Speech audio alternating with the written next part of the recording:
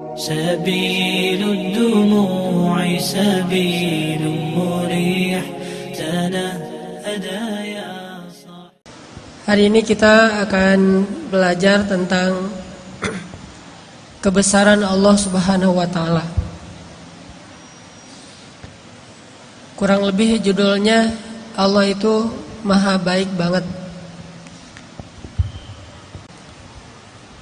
Ada banyak orang bahkan mungkin kita ngerasa bahwa kita itu kurang beruntung dibandingkan orang lain. Ngerasa bahwa kayaknya Allah gak adil sama kita, karena kita melihat orang lain mendapatkan banyak nikmat, sedangkan kita enggak. Kita ngerasa kayak orang yang paling dicurangin dalam hidup oleh Allah Subhanahu wa taala. Kita ngerasa kayaknya orang yang paling sengsara di antara semua manusia. Ketika kita membandingkan hidup kita dengan hidup orang lain. Kalau kita pernah ngerasa kayak gitu, gara-gara kita sedang diuji oleh Allah dengan satu masalah, pasti kita berarti belum mengenal Allah Subhanahu wa taala. Ada orang yang diuji mungkin dengan ujian fisik. Dan kadang-kadang itu bukan ujian sebetulnya. Dia aja yang tidak mampu bersyukur atas nikmat fisik yang Allah berikan. Dia ngerasa warna kulitnya adalah ujian. Kayak saya gitu. Alhamdulillah ini mah bukan hitam, eksotis. Ada orang yang ngerasa jenis rambutnya adalah ujian. Ada orang yang ngerasa tinggi badannya adalah ujian. Ada orang yang ngerasa bentuk hidungnya adalah ujian. Ada orang yang ngerasa gemuk dan kurusnya adalah ujian. Ada orang yang bahkan ngerasa nasab keturunan adalah ujian. Sehingga bagi dia menjadi orang yang paling tidak beruntung karena diberikan fisik yang menurut dia tidak ideal. Ini pasti orang gak kenal Allah Subhanahu wa taala. Kalau dia kenal Allah Subhanahu wa taala, maka dia akan melihat sebaliknya. Kalau dia kenal Allah Subhanahu wa taala, alih-alih dia mengeluhkan nikmat, justru dia makin bersyukur kepada Allah. Ada juga orang yang merasa dirinya paling menderita karena melihat dirinya orang yang paling tidak beruntung dalam urusan harta. Dia menilai orang lain lebih beruntung karena gajinya lebih besar, karena diberikan nafkah oleh suaminya lebih banyak, karena kendaraannya lebih baik, karena rumahnya lebih luas, karena tempat kerjanya itu lebih bergengsi, karena titel dan gelar-gelarnya itu lebih tinggi, sehingga dia merasa karena hartanya terbatas menjadi orang yang paling sengsara di muka bumi. Ini juga orang yang gak kenal sama Allah. Atau ada juga yang ngerasa dirinya tuh paling menderita karena masih jomblo. Dia cemburu kepada temannya yang nikah. Bahkan dia cemburu kepada temannya yang baru putus. Lo masih mending ngerasain gimana putus. Dah gua jadi juga gak pernah katanya. Jadian juga gak pernah, apalagi putus. Ada banyak banget hal yang dikeluhkan oleh manusia untuk dia ngerasa pantas menyebut dirinya itu sebagai orang yang paling sengsara.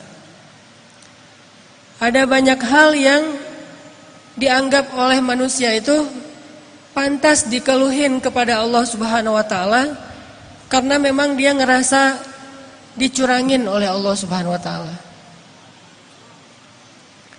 Dan hari ini kita pengen belajar bagaimana merubah keluhan-keluhan, yaitu Abu Ubaidah bin Jarrah kekuasaan sebagai gubernur di Syam, Suriah. Sehingga suatu hari ketika dia sedang memantau keadaan rakyatnya, lagi belusukan, keliling-keliling gitu, Abu Ubaidah pernah melewati suatu hutan yang tidak ada penduduk tinggal di sana. Tiba-tiba Abu Ubaidah bin Jarrah menemukan sebuah gubuk kecil di tengah hutan. Ini lagi lewat nih bersama pasukannya, kayak lagi ada ekspansi gitu. Tiba-tiba ngelihat tiba-tiba Abu Ubaidah melihat sebuah gubuk di tengah hutan. Terus karena penasaran, Abu Ubaidah pun mendekat ke gubuk itu. Dari luar gubuk, Abu Ubaidah mendengar suara laki-laki bertahmid kepada Allah. Dari luar kedengaran ada seorang laki-laki bertahmid kepada Allah. Dia berucap, Alhamdulillah, Alhamdulillah, Alhamdulillah, Alhamdulillah, Alhamdulillah, Alhamdulillah. Terus dia bertahmid, memuji-muji Allah Subhanahu wa taala. Sehingga akhirnya Abu Ubaidah menjadi kepo. Mulailah Abu Ubaidah stalking, ngepoin, ini siapa nih yang punya akun? Kok postingannya itu positif terus gitu?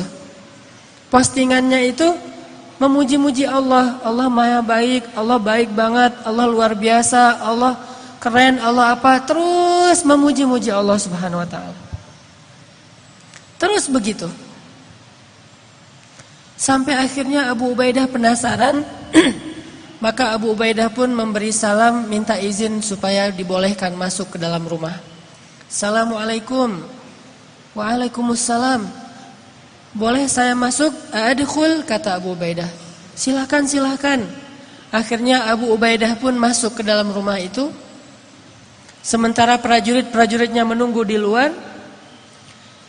Ketika Abu Ubaidah masuk ke dalam rumah, Abu Ubaidah merasa heran karena dia melihat di dalam rumah itu hanya ada seorang kakek-kakek yang terbaring di atas tanah, nggak punya kasur, bahkan nggak punya tikar, nggak punya bantal, benar-benar terbaring di atas tanah, dan rumahnya kosong, tidak ada perabotan apapun, nggak ada tempat tidur, nggak ada lemari, nggak ada dapur, ya satu ruangan gubuk itu aja. Dan dia melihat seorang kakek-kakek terbaring sedang memuji-muji Allah Subhanahu wa taala. Ketika Abu Ubaidah mendekat kepada kakek ini, ternyata Abu Ubaidah baru ngeh kakek ini adalah seorang tunanetra. Tidak bisa melihat. Lalu dia melihat kaki kakek ini dalam keadaan lumpuh, tidak bergerak. Usianya sudah sangat tua, matanya buta, tubuhnya lumpuh. Yang bergerak dari tubuhnya cuma bibir saja sambil berucap Alhamdulillah, Alhamdulillah, Alhamdulillah. Abu Ubaidah pun duduk di sisi kakek ini. Kemudian Abu Ubaidah bertanya, Ya Abdullah, ya Syekh, kek, dengan siapa kakek tinggal di sini? Kakek itu menjawab, saya tinggal di sini dengan anak saya. Tadinya saya punya keluarga besar. Saya punya istri, punya beberapa orang anak. Tapi istri saya sudah meninggal, anak-anak saya sudah meninggal, cuma tinggal satu orang. Terus kakek kenapa tidur di sini? Kata kakek itu, saya lumpuh. dan saya tidak bisa melihat. Tapi Allah maha baik, kata kakek ini. Abu Ubaidah makin penasaran. Orang miskin, sebatang kara, lumpuh, udah tua, gak bisa ngelihat, gak punya siapa-siapa kecuali anaknya satu-satunya. Abu Ubaidah bertanya, "Kek, saya dengar dari tadi kakek itu terus memuji Allah. Dari sejak saya di luar rumah, saya dengar kakek ini terus memuji Allah. Alhamdulillah, alhamdulillah, alhamdulillah. Tapi saya perhatikan, sepertinya kakek ini tidak punya kehidupan yang layak. Rumahnya gubuk, di dalam rumah gak ada apa-apa, kakek sakit-sakitan, gak punya keluarga. Saya penasaran, apa yang kakek syukuri kepada Allah sehingga kakek tidak berhenti mengucapkan alhamdulillah. Perasaan nikmatnya kayak gini-gini aja nih. Terus apa yang kakek syukuri?" Kakek ini tersenyum. Kemudian kakek ini mengatakan, "Wahai Tuan, ada 2 nikmat yang diberikan Allah kepada saya, dan itu lebih saya cintai daripada dunia dan seisinya. Yang nikmat ini tidak diberikan kecuali kepada orang-orang yang Allah cintai saja." Ada 2 nikmat yang diberikan Allah kepada saya, yang nikmat ini khusus hanya diberikan oleh Allah kepada hamba-hamba yang Allah cintai. Dan 2 nikmat ini lebih saya sukai daripada dunia dan seisinya. Lebih saya sukai daripada keluarga, lebih saya sukai daripada harta, lebih saya sukai daripada jabatan, lebih saya sukai daripada kesehatan fisik. Karena 2 nikmat ini hanya Allah berikan kepada orang yang Allah cintai.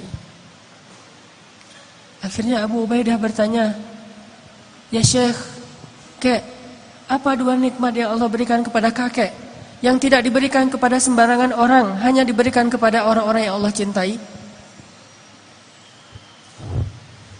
Kakek ini menjawab, 2 nikmat itu adalah qalban syakiran wa lisanan dzakiran.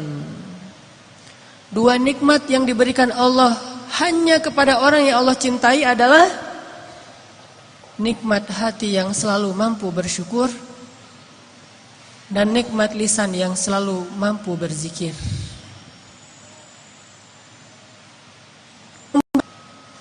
Bukankah kita banyak melihat orang kafir yang sehat walafiat?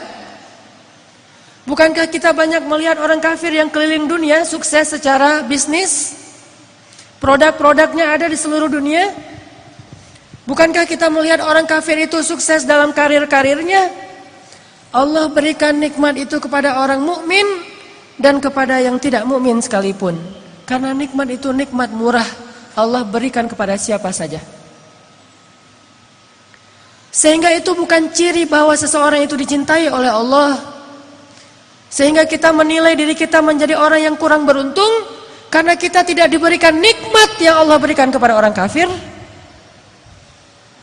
Sehingga kita menjadi orang yang kurang beruntung karena harta kita sedikit, dan orang kafir lebih beruntung karena hartanya berlimpah. Makanya saya bilang di awal, pasti dia gak kenal Allah subhanahu wa ta'ala. Dia gak ngerti Allah subhanahu wa ta'ala. Seandainya dia mengerti, maka dia akan bersyukur kepada Allah dan tidak akan berhenti untuk memuji Allah subhanahu wa ta'ala. Yaitu nikmat qalban syakiran. Kalau hati kita mulai merasa tidak puas dengan nikmat Allah subhanahu wa ta'ala, kalau hati kita mulai mengeluh terhadap ketentuan Allah subhanahu wa ta'ala, saat itulah kita harusnya banyak-banyak minta ampun kepada Allah. Allah memberikan hidup kita dengan fasilitas yang banyak, tapi kalau Allah cabut nikmat qalban syakiran, dia akan jadi orang yang sengsara. Allah kasih harta yang banyak, Allah kasih qalban syakiran, hati ngeluh karena dia tidak diberikan qalban syakiran, walaupun diberikan semua nikmat dunia. Makanya kakek ini mengatakan, saya mendapatkan 2 nikmat yang Allah tidak berikan kepada siapapun kecuali kepada kekasihnya, yaitu nikmat qalban syakiran. Saya selalu bersyukur, saya selalu merasa bahagia, saya selalu merasa cukup. Walisanan dzakiran, dan lisan saya dibimbing dengan hati yang bersyukur itu untuk selalu berzikir, memuji Allah Subhanahu wa taala. Sedangkan hati yang tidak bersyukur akan membimbing lisannya untuk mengeluh, akan membimbing lisannya untuk mengutuk, akan membimbing lisannya untuk menyalahkan diri sendiri ataupun orang lain.